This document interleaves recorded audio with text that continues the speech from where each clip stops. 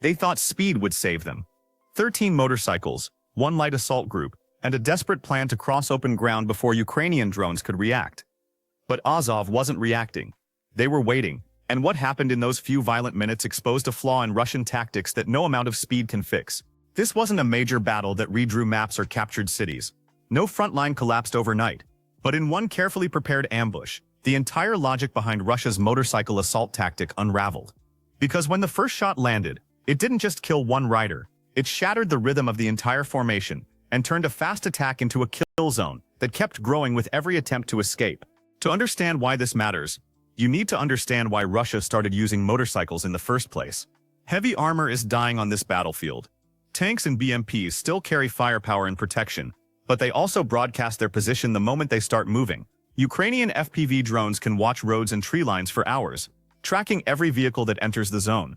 Once a column is identified, mines, artillery, and drone strikes can break the assault before it ever reaches the trench. Russia needed something faster, cheaper, and harder to spot. The motorcycle looked like the answer. It could move soldiers across open ground without the massive signature of armored vehicles. Riders could spread out, change direction quickly, and slip through gaps that heavier forces couldn't use. On paper, it gave Russian commanders a battlefield shortcut. A small group could rush a tree line, test Ukrainian defenses, or create confusion before defenders organized a full response.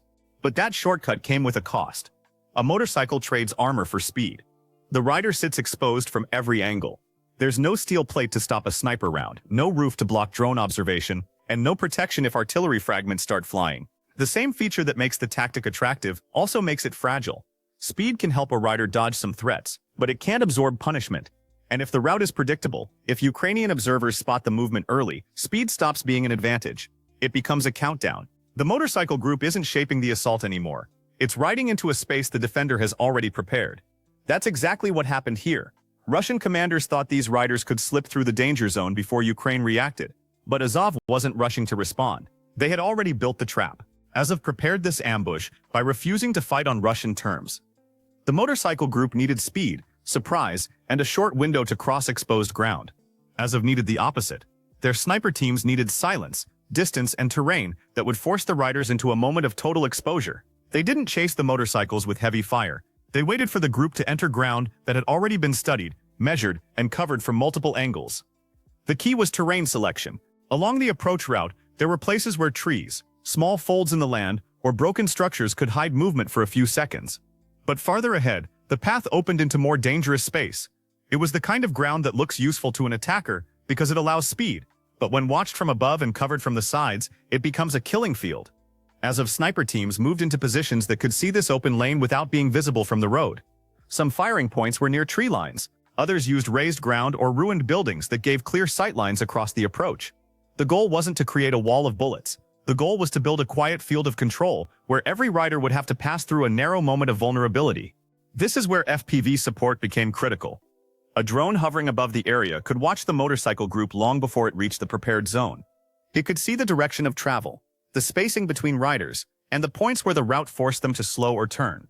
That information gave sniper teams time to settle, adjust, and wait with discipline instead of scrambling for a last-second shot. By the time the Russian motorcycles came closer, the defenders weren't guessing anymore. They knew how the group was moving and where the first clear shot would appear.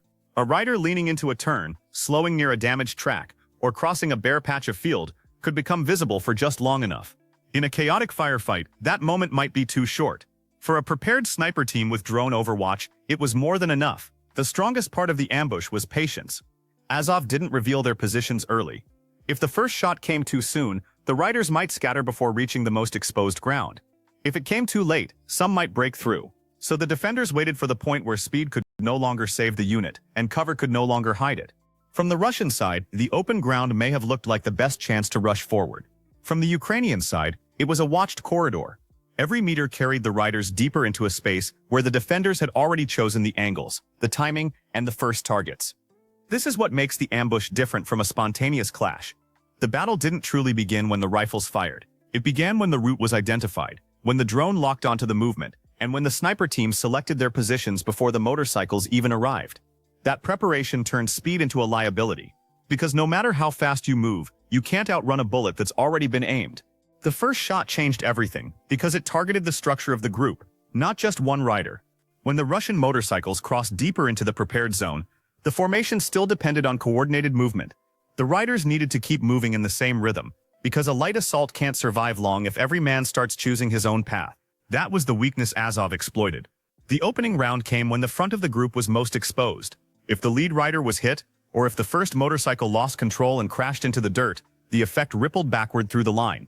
The riders behind had only seconds to process what happened, and those seconds were enough to break the movement that gave the attack its purpose. A motorcycle group is only dangerous when it maintains rhythm. One rider follows the next, spacing stays consistent, and the group crosses the field before defenders can fully react. Once the first machine falls, that rhythm disintegrates. The road narrows, dust rises, engines keep roaring, and every rider behind the wreck must make a split-second decision under extreme pressure. Some tried to accelerate past the fallen motorcycle. That movement exposed their escape line and made them easier to track. Others slowed down to avoid the obstacle. And that pause gave snipers a longer window. Still others looked back or shifted direction too sharply. And those reactions revealed panic faster than any radio call. Azov's fire wasn't meant to blanket the entire area with random rounds. It was measured and selective. The snipers focused on moments when Russian riders lost control of their movement. A man who stopped too long became exposed. A rider trying to regroup others became a priority target. Another who turned back into the path of following bikes could create more chaos with a single hit. This is how precision fire damages more than individual targets. Each shot forced a new decision on the rest of the group. Continue forward, slow down, scatter, or retreat. None of those choices were clean anymore, because the unit no longer had shared direction. The motorcycles still had speed, but speed without coordination began working against them. The confusion spread quickly because the riders couldn't clearly identify where the fire was coming from. The rifle cracks cut through the noise of engines, but the source remained hidden. A rider under that pressure doesn't have time for careful judgment. He reacts to the latest impact, the nearest wreck, and the movement of the man in front of him. At that point, the assault stopped functioning as a unit and began fragmenting into separate targets. One bike tried to push through. Another slowed near the fallen rider. A third started to turn away. Every separate movement created a different angle for the snipers and made coordination impossible for the Russian side. The most devastating damage wasn't just physical. It was the loss of command inside the formation. The group no longer had clear leadership, steady pace, or an obvious path forward. What began as a fast approach became a field of isolated reactions, and isolated reactions are far easier to punish than organized movement. By the time more shots landed, the assault had already lost its shape. The first impact had stolen the rhythm. The follow-up fire had split the riders, and the open ground ahead offered no easy way to rebuild the attack. Open ground became the second weapon in this ambush, because it gave Russian riders almost nowhere to hide once their formation shattered. From ground level, a field road looks like a fast route. It gives motorcycles room to maneuver, and seems safer than narrow streets or damaged village lanes. But from a sniper scope and an FPV camera, that same space becomes a clear killing area. Every turn, every stop, every attempt to escape can be tracked more easily when there's no solid cover around the riders. The motorcycles themselves created signals that were impossible to hide. Dust rose behind the wheels. Engines cut through the quiet terrain. Heat signatures stood out against the field. Even when a rider tried to change direction, the movement itself revealed the next possible path. Speed didn't make the group disappear. It made them easier to follow once Ukrainian observers had locked onto the route. After the first riders were hit, the remaining troops faced a choice with no good answer. If they kept moving forward, they pushed themselves deeper into the prepared zone. If they turned back, they had to ride through the same watched corridor again. If they stopped, they gave snipers more time to aim. Every option carried danger, and that danger grew with each second of confusion.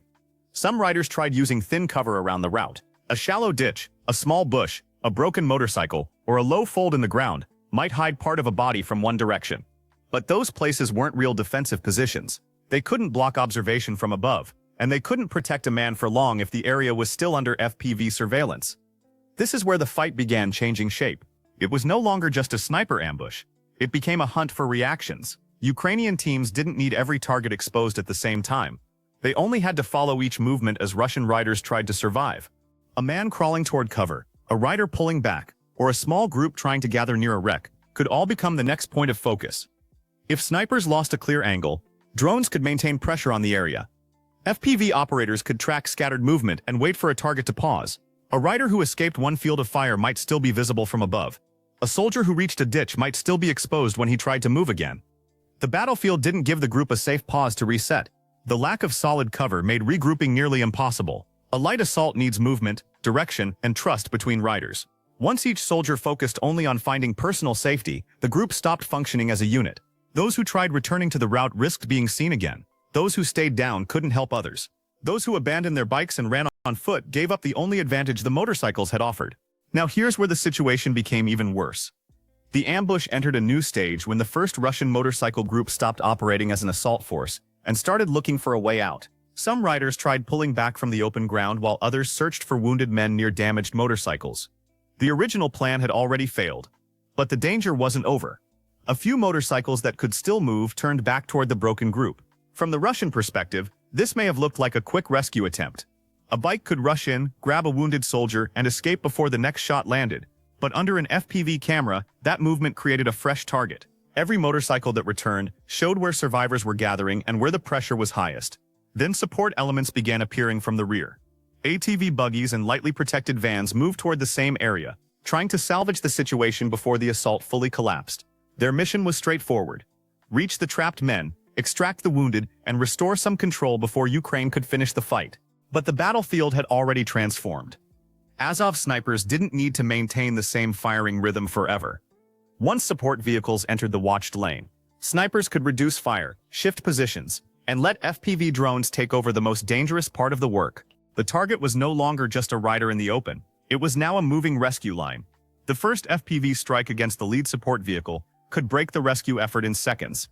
If that vehicle stopped, burned, or swerved off the road, vehicles behind it had to slow down. Some tried moving around the obstacle, while others paused because they couldn't see a clear path through smoke and wreckage. The surviving Russian soldiers now faced another problem. Many of them ran toward the incoming support, hoping it would provide cover or escape. But gathering near a burning vehicle, a roadside ditch, or a line of bushes made them easier to track from above.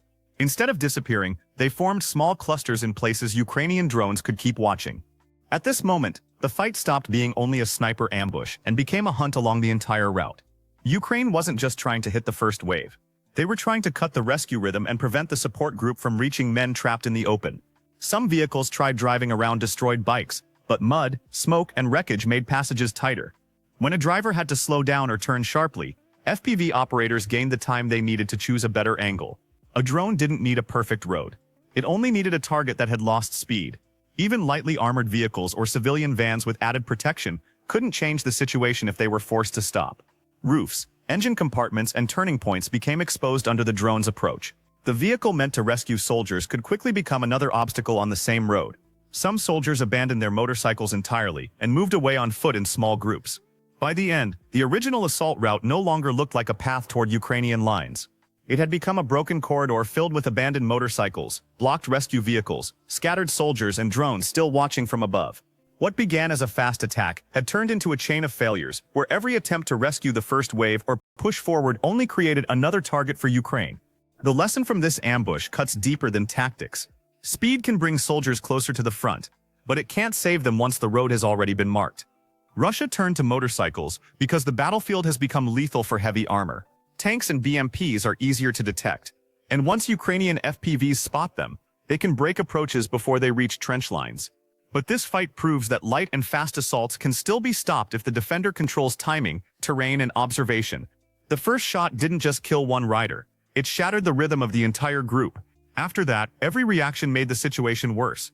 Riders who tried to escape became easier to track. Support vehicles that came to help became additional targets. Soldiers who gathered for safety created clusters visible from above. What started as a coordinated assault disintegrated into individual survival attempts, and those attempts were systematically hunted across open ground with no real cover. This may be the warning Russia has to confront next. Moscow will likely keep using motorcycles, ATVs, buggies, and civilian vehicles because they're cheaper than losing more tanks and BMPs. But unless these light forces receive stronger drone support, better electronic warfare cover, and more accurate fire support, they may continue running into prepared kill zones. The tactic itself isn't fundamentally flawed. The problem is executing it on a battlefield where Ukrainian drones watch the low sky constantly and defenders have time to prepare ambushes along predictable routes. Speed becomes meaningless when the enemy already knows where you're going and has positioned assets to exploit the exact moment you arrive. That's not a mobility advantage, that's a death sentence delivered at high speed. So here's the question that matters going forward. In a war where FPV drones dominate observation and defenders can prepare ground with sniper teams and drone operators working in coordination, is speed still a real advantage? Or has the battlefield evolved to a point where fast movement without air superiority, electronic warfare protection, and unpredictable routes just accelerates the process of being destroyed? Russia may have more motorcycles to throw at Ukrainian lines. But if the tactical framework doesn't change, Azov and other Ukrainian units will keep building traps exactly like this one. And every time Russia tries to trade armor for speed without addressing the observation problem, they'll find themselves riding into corridors that were marked, measured, and prepared long before they arrived.